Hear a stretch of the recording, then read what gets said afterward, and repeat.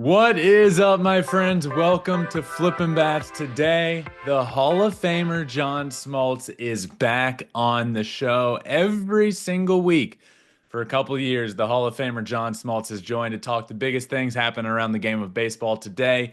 Obviously, got to talk about the Torpedo Bats, got to talk about his winless Atlanta Braves, going to talk about Roki Sasaki and his not so great first couple of starts, but the Dodgers themselves undefeated as we speak, and potentially going to push for the all-time wins record of 116 set in 2001. So I'll ask John if he thinks that they will get there in the end. But I am so pumped to have John Smoltz back on the show. I can't wait for you all to hear this. Know you guys are excited and love when he comes on as well. So enjoy this.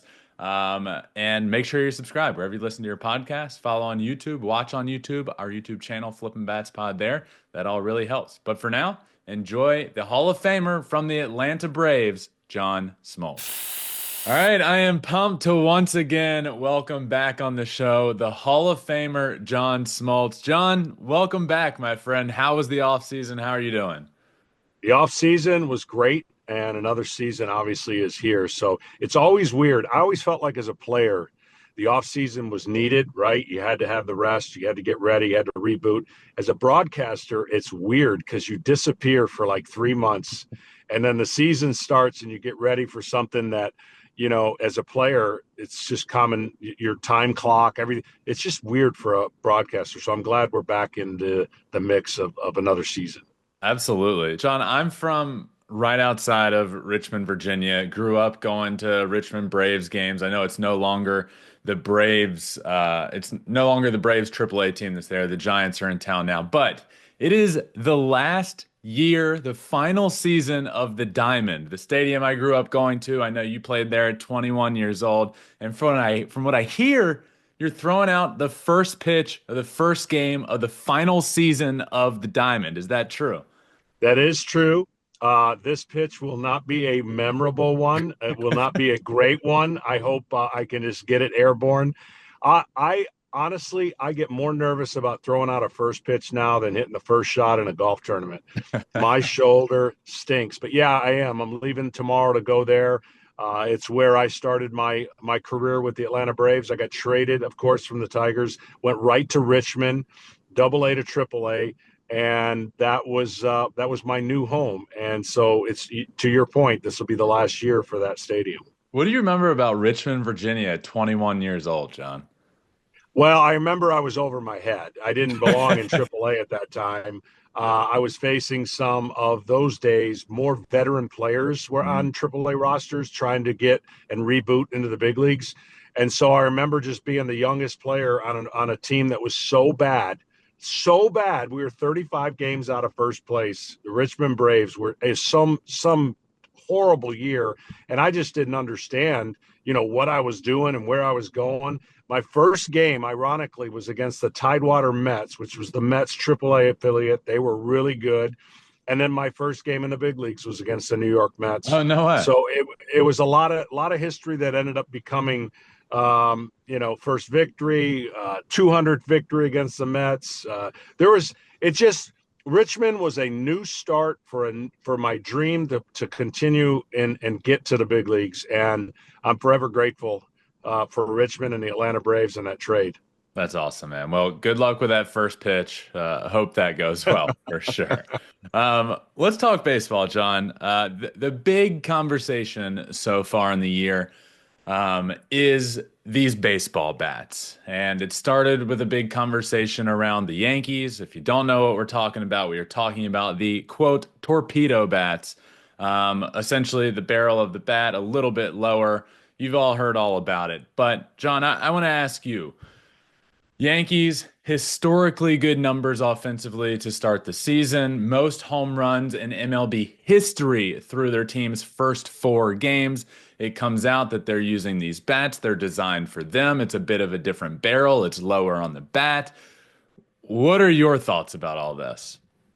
Well, it certainly is news, and rightfully so when you put up those kind of numbers. But I tell you, when the pitching is making a lot of mistakes and you find the barrel of the bat, wherever that is, torpedo or regular, they are absolutely obliterating the baseball. Now, the last couple games, that hasn't been the case, and they've run into really good pitching. But I think as long as anything that you create is legal, I guess it's fair and within the rules. I'm surprised it's taken this long for some technology or some design I agree. to to enhance whatever's going on hitting a baseball. But I think Major League Baseball, I'm sure, had to okay this. And when you have the kind of firepower that the New York Yankees have, and you run into bad pitching like they did, you're going to have I think with anything, you're going to have to need time to determine if the ball actually is going farther, if there's something to it. And then, like everything else, it's a copycat league. Sooner or later, unless you're the designer of the torpedo bat, which will make you very, very wealthy, sooner or later, everybody's going to try to think about going towards it. Absolutely. I did see Aaron Boone said that they're not worried about the rest of the team going towards it because they've been planning this for a while. They've had their guy behind the scenes creating these bats individually tailored to each player. So every other team that goes after this isn't going to have that technology and those analytics as deep dove into as the Yankees have done with their torpedo bats. But I will say, John, I don't know after one series against the Brewers if I feel like we might have learned more about what the Brewers might be on the mound than what these torpedo bats might be. After another game the Yankees have played, I think we know more about the Brewers at this point. Yeah, it was the perfect storm. You had a return pitcher in Cortez, a record, I think, heat for that time of the year in New York. The ball was jumping. Milwaukee didn't have a great game when they left there, and then they seemed to turn it around. They'll be fine that's just their DNA usually figures it out. But I don't think I've ever seen an explosion this early because typically the weather's cooler, Yeah. the start of the season's harder, and the hitters definitely had their fun in New York, and they put up some. I've always thought that when you're starting a season, look, I thought differently than most people. I wanted cushion. Like spring training is nowhere close to the regular season. You don't train the same way, you don't get up the same way, you leave that place, and then all of a sudden you're playing night games. Hitters want to check in, get their first home run, get their first hit. Boy, the Yankees got some cushion Yeah. for the little mini slumps that are Agree. going to come. And they certainly started off the season in a dream way. Exactly. For a pitcher, it's get that first clean inning, maybe get a punch out in Yes, that first inning, get your feet wet. it's exactly right. John, I want to ask because we don't, like you said, it's crazy that it's taken this long for bats to evolve in the first place, like for technology to change the way we see baseball bats. We don't often see a lot of change in the baseball bat itself, but we have over the years seen some players do some crazy things, whether it's George Brett with the pine tar halfway up his bat, whether it's Sammy Sosa corking his bat. You played for a long, long time. What's the weirdest thing you ever saw a player do to a bat? Well, this wasn't necessarily what he did to the bat. This was the greatest story I've ever heard. Willie Harris was playing for us, and he was struggling really, really bad. And Andrew Jones told him that if you ever get 5 hits in a game, that he would buy him a Rolex on the spot. Well, Willie decided what can be, I'm struggling a little bit. I'm going to use the giveaway bat that they give to the fans that day. He used a giveaway bat and went 5 for 5. And the next day there was a Rolex in his locker. It was the guys rallied around it. It was blowing their mind. So my point is, you can use just about anything if things are in timing and you're seeing the ball. And it was the greatest story in baseball I've ever been that I could witness, because I've heard about guys that Jose Cruz could use a fungo and get a hit in baseball. And the fungo has no barrel. Yeah. When guys have good hand-eye coordination and they have the ability to manipulate the bat, I think they could almost use anything. And so that's the craziest thing I've ever seen. That's insane. So did Andrew Jones like have the Rolex ready to go? Like how did he get it so quickly to be ready for him? That's a great question. It was within a day or two. It was in his locker. I mean, I just, and again, it was a really nice Rolex, but to think that somebody could do that, just, it would take all year. Maybe sometimes you never know. Getting 5 hits in a game is hard. And he did it with a giveaway bat. Oh my God, that is absolutely incredible. Um, let's stay with the Braves for a second, John. Not an optimal start, to say the least. I was high on the Braves this year. I still am high. Look, we're just a couple games into the season. I'm high on the Braves this year. Strider's going to come back. Chris Sale's going to come back. There's a lot of reason for optimism, but to start the year, no reason for optimism. About the worst possible start you could imagine. Haven't won a game, 0-7, Jerks and Profar, suspended for PEDs, 80 games, can't play in the playoffs if you do happen to make it at this point. Just a brutal start. Um, are you concerned about the Atlanta Braves? Yeah, concern is definitely the word. I've always said the first 2 weeks, I talked to my producer. I said, let's find the city's paper headlines in the first 2 weeks and see how the sky is falling or the team's going to win the World Series. In the first 2 weeks, so much over emphasis, drama, we tend to just fall off or jump on. But the one thing about the Atlanta Braves, they did face two teams that haven't lost a game. So you could say the San Diego Padres and the LA Dodgers on the other side have had dream starts. But the offense for the Atlanta Braves is concerning. And the reason it's concerning is their identity has been lost with Acuna not being in their lineup. If Acuna can get back to 75% of who he is, it sets up the lineup to be better. But there's too many swing and miss strikeouts in that lineup. Yesterday, and even in that 7-day stretch, they were at one point 1 for 34 with runners in scoring position, broke that in the other game, but then just didn't take advantage once they were up 5-0. Losing that game and going home, and like we said about cushion, now the pressure of winning that first game starts mounting. 162 games, they should be fine. But the strategy and the offense that was so good 2 years ago needs to find their identity again. And they have many different pieces right now in that lineup that are going to have to be a big time pickup for what they're not, for what they aren't right now.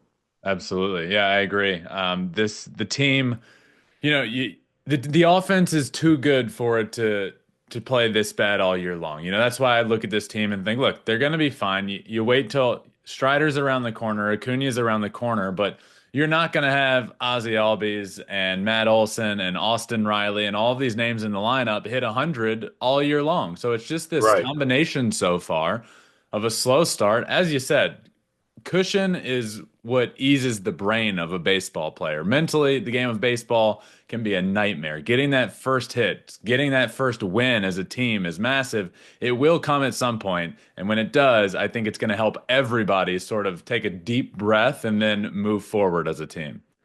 Well, absolutely. And we saw what the Mets did last year, being 11 games back and making the playoffs. I mean, it's not a formula you want to live by. But the one thing the Braves have to be concerned about is obviously when they get healthy, I agree with you, they're going to be fine. But you don't want a huge hole, right? It's a tough Yep. division, and you don't want a huge hole. And there's not a pressing nature, but when you fly out from the West Coast and go home, and you haven't won a game, it shocks your brain a little bit. You're Yep. like, what just happened? But I agree with you. Ultimately, when they get healthy, if they stay healthy, they'll be fine. Let's stay on the West Coast with the team the Braves just played, the Los Angeles Dodgers.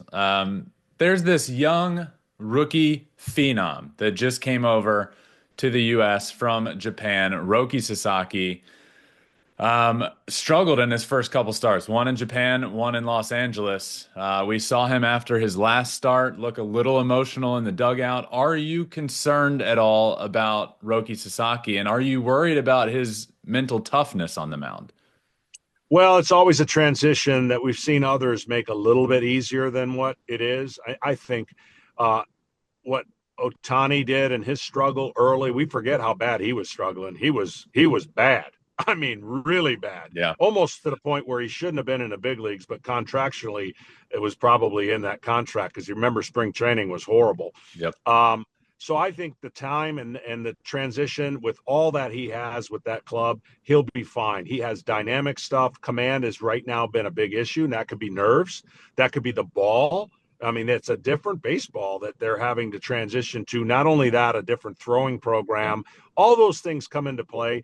But my goodness, what a roster of pitchers that the Dodgers have amassed when you're rolling out, and I know it's not the true number 5, but when you're rolling out a number 5 Tyler Glasnow, that is that's not fair. So if they stay healthy, there's no doubt this is not surprising to start the way they did. And if the competition was only about regular season, they would definitely break the all-time wins record. They're not going to be obsessed with that. They're going to be obsessed with staying healthy, getting guys in position so when the postseason comes around, they're not doing what they did last year. So I'll ask you then, because if they take that into consideration and play it slow with their roster and just health top of concern, the Dodgers, as we speak, 8-0. Shohei Ohtani just hit a walk-off home run the night of his MVP bobblehead giveaway. The stories are already writing themselves for the Dodgers. John, will the Dodgers break the 116 wins record set by the Mariners in 01? I mean, conventional wisdom would give you the advantage to say yes, but somehow, some way, I just think, knowing what I know about the Dodgers and knowing that unless they're pushed to the end, which that would take a historic run if they're going to be on that, like what the Padres are doing, then the answer is no, because I don't think that becomes the priority.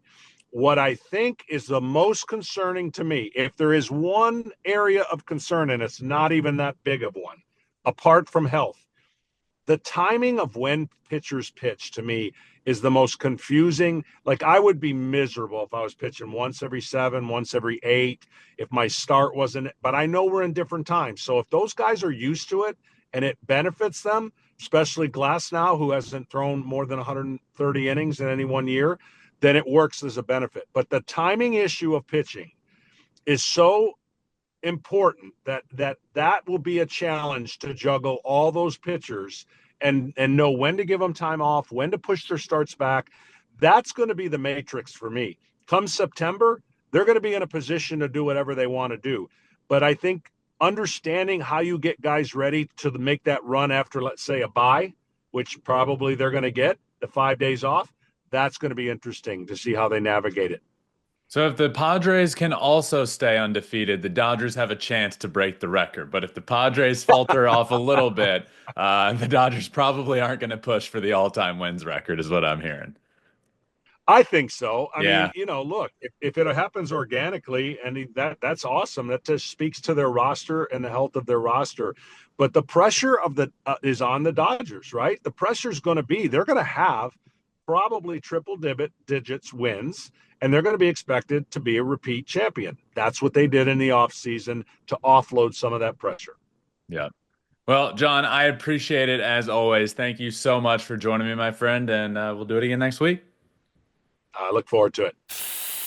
All right, just wanted to thank John Smoltz for joining us here on the show. He is back, my friends. So excited every single week to have the Hall of Famer John Smoltz on. It means the absolute world. And just starting off with the most incredible story of all time, using a giveaway bat in the stadium to go 5 for 5 and get yourself a Rolex. Absolutely incredible. Just incredible. So love having him back on. I know you all do as well. Thank you so much for listening to this one. Make sure you're listening. Make sure you're subscribed wherever you listen. Apple, Spotify, wherever. Hit that subscribe or follow button and rate it 5 stars if you want. That does really help. Also on YouTube, you can watch everything we do, including this John Smoltz episode here. You can watch it on our YouTube channel, Flippin' Bats Pod. Leave a comment down below. That all really helps. I get back in the comments and talk back to you guys.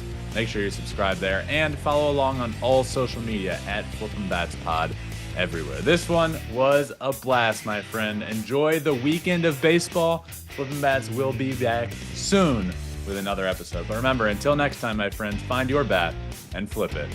Peace.